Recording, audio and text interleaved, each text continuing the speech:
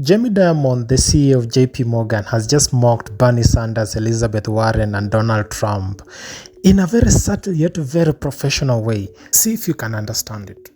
One of President Trump's recent proposals that would directly affect you, he's doing it to improve affordability, is to impose a 10% cap on credit card rates. Is that a bad idea? It would be an economic disaster.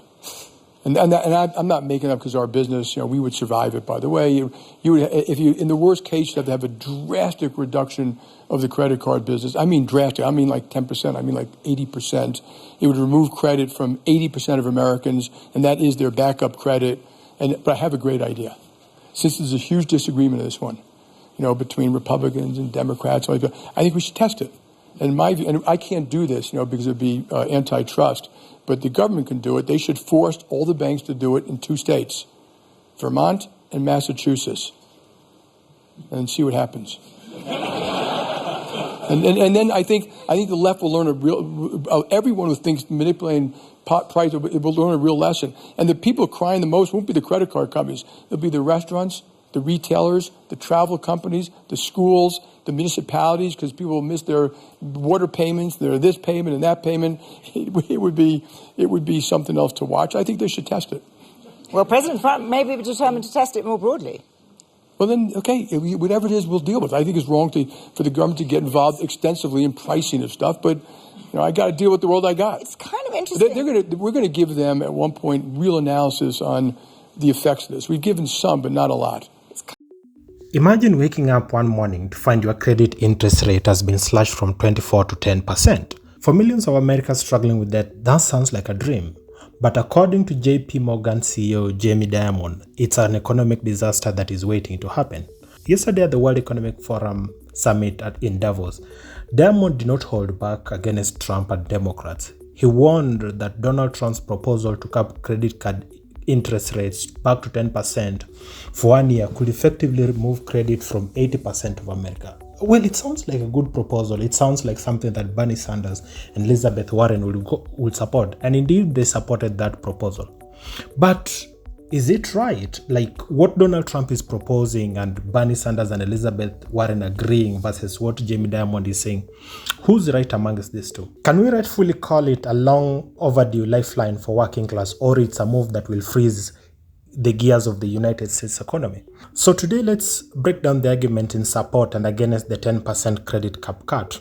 And we'll look exactly into how typical household and Main Street business benefit from this and whether the proposal should be implemented or not, and to define which side is wrong and which side is right. So let's start with the proposal that is gaining traction. The argument that the credit card interest rate in America should be capped to 10% down from 24%. This argument is simple. Americans are being ripped off from their credit card companies and banks and all those lending institutions. They're benefiting from these higher interest rates compared to the normal household. With an average interest rate hovering about 24%, which is a record high, many families are running on treadmill. Every payment is swallowed by interest and never touching the principal balance. So for a household, it seems like the cycle is on and on again. And despite the fact that you're paying back your credit, all you are doing is paying the interest without touching the principal balance. So in simple terms, the 10% cap will significantly reduce the amount of interest Americans pay on their debt, enabling them to, cover the principal later on very fast. And statistically, it's estimated that that cap alone would save Americans over $100 billion in a year. That's money that is going back to the pockets of ordinary people instead of the profit that was meant for banks and all these lending institutions. Secondly, the supporters of this proposal, like Elizabeth Warren and Bernie Sanders, for a long time have expressed the issue that banks oftentimes overprice risk. The risk is overpriced. As such, the rate that is put on that risk is usually high. Meaning, banks have oftentimes benefited by overpricing risk. They get to put the interest rates higher, and then people get to pay more. In a deeper analysis, if they charge only 10%, they can still make profits through other avenues like charging merchant fees. Another reason why many people are supporting this proposal is the economic stimulus. Imagine the 200 extra that you'll have sent to the bank due to higher interest rate no longer exists. You can spend that money in other areas like paying a down payment for your home or going to a local typical restaurants and spending it there, or you can hire someone to do for you loan services and all these other needs. That is money that is going back to economy instead of going to the pockets of big banks and investors in the names of profit. Let's take a typical American household with about $5,000 in credit card debt, and let's also go by the current rate that they are paying 24% rate on the debt that they own. That will be about $100 per month that is just paid in interest. But when the proposal of 10% cap is passed, and suppose it passes, that drops down to $42 only, meaning they get to save about $60 a month that they can use for other needs like grocery, or putting that towards their kids' tuition fee. To them, the cap is a no-brainer. To bankers, it's a significant issue because a part of the profit has reduced, meaning they have to strive elsewhere to make it back. For many households, this is a lot of benefits. They get to save some money, they get to boost their household saving, they get to meet other interests and activities that they were previously not able to meet because of the higher interest rate. Now, let's look at the second perspective, the so-called economic disaster that Jamie Dimon is warning about. Bankers argue that credit card interest isn't profit. It's a risk premium. It's the amount they put on a debt, on a risk they're taking to ensure that suppose someone defaults on their debt or anything else happens to the economy, they don't incur they don't incur losses. From a business perspective, one would agree with Jamie Dimon by arguing that this is a purge on subprime. For instance, if a bank only charges 10% and they expect there is a 15% chance of the borrower defaulting, they simply won't be able to lend to that person. Meaning, like, why would you lend money to someone knowing that they won't return the money, but then still the government also forces you to put the risk lower and to put the interest rate lower. As such, you lose on double fronts. In reality, when this cap is passed, trust me, most people in America will suffer because as of today, there are people with lower credit card ratings that are still getting debt because of the higher interest rate. Suppose the cap is made down to 10%, only a few people and those with very good credit card scores and high trustworthy indexes will able to access credit, meaning most households will be affected. And in terms of business, most business won't be able to lend a lot of money. As such, they can only trust certain clientele like fellow businesses to lend out, and those that were oftentimes used to lending to household will no longer do that, and they are likely to close down their business. According to this proposal, by reducing the cap down to 10%, banks will have to look for other avenues to make money. That is the argument that Bernie Sanders and Elizabeth Warren are out there. They propose that banks could make money from merchant fees. In general, reducing that cap to 10% puts banks at desperate levels, puts them at a desperate situation, and they'll have to figure out how to make that money elsewhere. Still, the consumers and the household and those who are the borrowers will still have to pay a higher price to get the debt. For instance, they can decide to charge additional fee like due diligence fee that previously never used to exist. Implementing that 10% cap also brings back illegal practices like loan shark practices in the economy.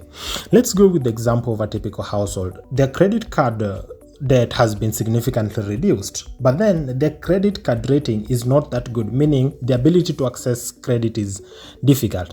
Suppose they have a car breakdown and they don't have some cash saved up somewhere where they can use to repair the car. They'll have to turn somewhere else for this money. They'll have to turn somewhere else to meet their basic needs that previously was covered by credit cards. For instance, most people would go to loan sharks, and these loan sharks will take advantage of the situation and your desperation to charge a higher interest rate than even what these institutions were offering.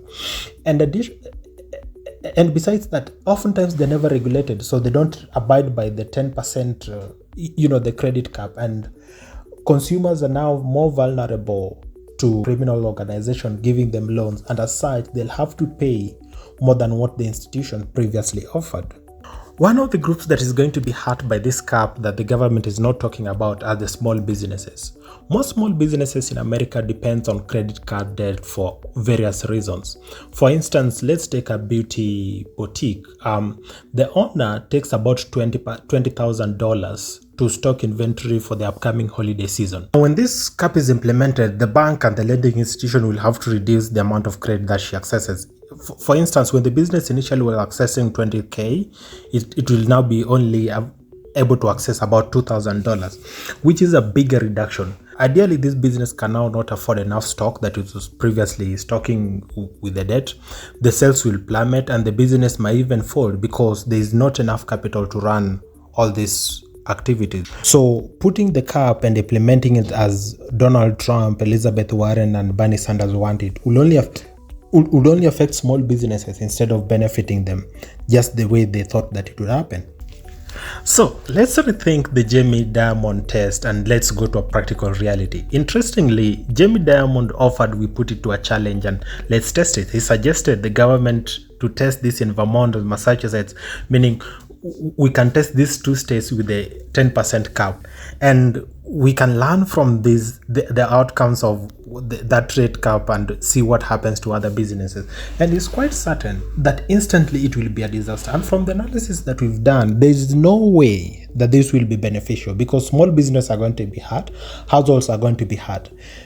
In simple terms, access to credit card debt right now is written deeply and embedded into the American DNA. Without access to that debt, without access to all those credit card debt, the American households and small businesses will grind to a halt, and loan sharking and other illegal debt practices will easily crop up anywhere, meaning Massachusetts and Vermont will likely face significant backlash from all this tests. From a theoretical perspective, reducing the cap to 10% is a very good thing to do, and everyone else out there would buy it. And even from a simple reasoning that when the cap is reduced, the amount of debt you owe the bank is reduced, the level of interest is reduced, you get to save a lot of money that you can use elsewhere. Well, that is a very populist argument. But if you're pragmatic, then you understand when that cap is reduced, your trouble just gets more and more, and business may decline, and most of them will typically fold up, or loan sharks will come into loan sharks will take advantage of the gap that exists. Now, on the other hand, you have a banking system that is warning you if the cap is put too low, then the amount of debt that is available for people to take will decline. Banks and even this big lending institution will have to face severe profit decline, and not even profit decline alone. They may face certain losses, and if they face losses, they'll have to look for other avenue to make up the money they lose. Meaning, with the cap existing, consumers will still likely to pay more money to get the debt because banks will have to figure out other avenues to get back their money. So in closing, instead of going for populist argument, instead of going for populist proposal that only make people happy and hurt them in the long term, it's good to be pragmatic. Even if it will hurt people while it's being implemented, it's good to be pragmatic. It's good to have the rate where it's where it is at 24%, or we can decide to unilaterally reduce it back to 20%, which enables the bank to still make profits and the people to benefit.